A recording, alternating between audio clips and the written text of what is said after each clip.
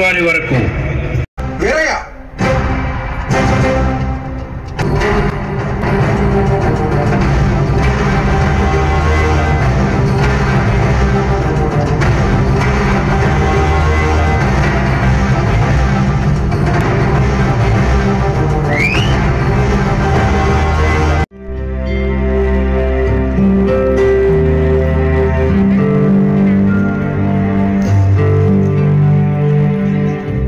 స్వామి, మిమ్మల్ని ఒకటి అడగమంటారా? అడుగు. మా స్వాముల గురించి గెజిట్లో వేయటం వల్ల ఆయన ఆచూకీ బయటికి వెళ్ళే ప్రమాదం ఉందంటారా? భయపడకు, నేను ఒక విలేకరిని, వార్తలు రాస్తానంతే. అమ్మయ్యా, చేరవేను. వీరయ్య, నువ్వు అనవసరమైన భయాలేమి పెట్టుకోకు. ఇంకా ఎంత దూరం ఉంది? అదో స్వామి, ఆ పొదలు దాటగానే పక్కనే. పదండి. నమస్కారం రామరాజు గారు. నమస్కారం. రండి, కూర్చోండి.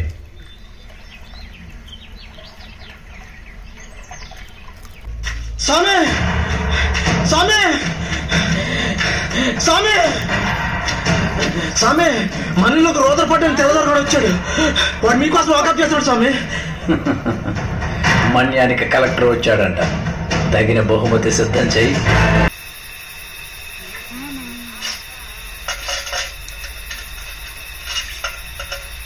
స్వామి స్వామి, అందులో ఏం రాసం స్వామి? నన్ను పట్టుకొని అప్పగిస్తే 10,000 రూపాయలు ఇస్తారట. 10,000 రూపాయల? ఇంత డొప్పుగా ఆశపడి ఎవడైనా మన ఆచూకి చెప్తే? అలా జరగదులే వీరయ్య. చూడు స్వామి, తెల్లోళ్ళు కుతంత్రాలు.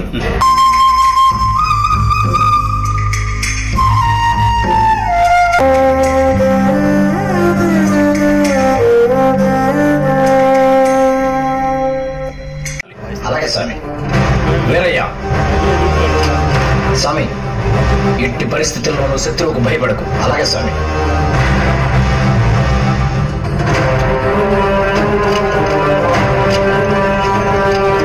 ఇది పట్టుకునే పద్ధతి. అలాగే స్వామి. అర్థమైందా? ఫైర్!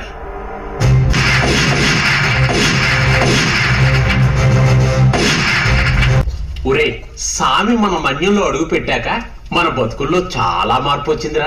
మన వాళ్ళందరి చేత మద్యం మాన్పించాడు. ఆ తెల్లదొరల మీద తిరుగుబాటు చేసే ధైర్యాన్ని ఇచ్చాడు.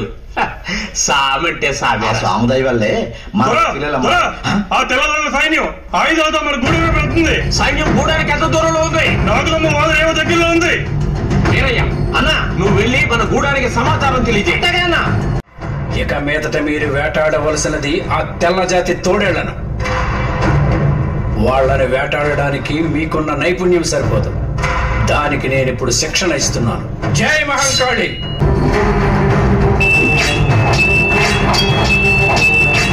తెలపడానికి కొంతమంది రాజులు మీకు ఆహ్వానం పంపారు స్వామి.